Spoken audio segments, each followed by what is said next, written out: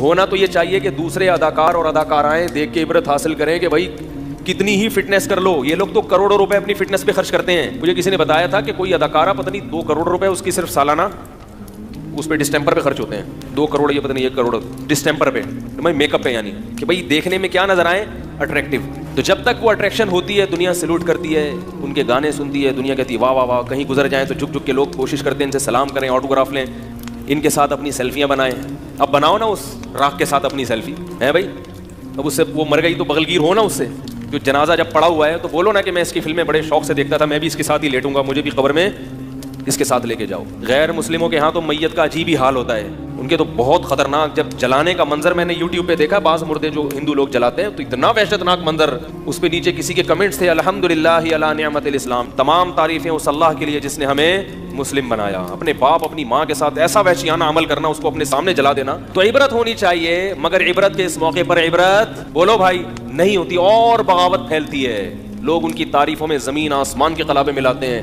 اسی وجہ سے یاد رکھو, اسلام میں کسی غیر مسلم کے لیے مرنے کے بعد دعا کرنے کی اجازت بولو بھائی نہیں ہے. دنیا میں اس کے لیے دعا کر سکتے ہو, زندگی میں مر گیا تو دعا کی اجازت نہیں ہے. اللہ کہے گا کہ اس نے ساری دنیا کو خوش کیا مگر مجھے خوش نہیں کیا. اب یہ میرے پاس آیا ہے تو اس کو سب سے بڑی سزا یہ کہ اس کے لیے دعا کی اجازت نہیں ہے. یہ باغی ہیں اللہ کے.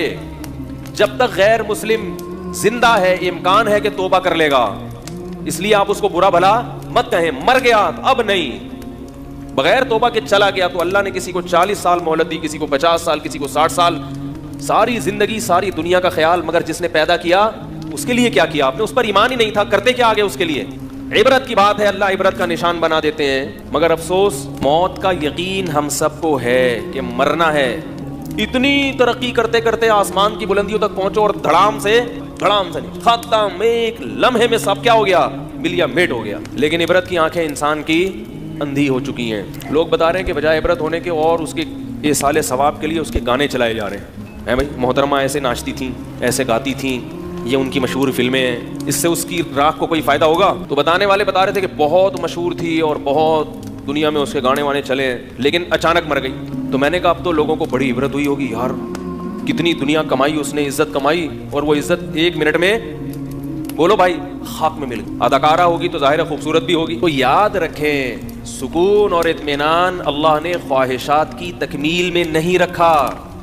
سکون اس میں رکھا ہے کہ جتنا مل رہا ہے اس کو اپنی ضرورت سے زیادہ سمجھیں, اور یہ یقین کر لیں کہ میں اس کا بھی مستحق نہیں ہوں. سفر میں اتنی چیزوں کی ضرورت نہیں ہوتی, یہ مجھے میری ضرورت سے زیادہ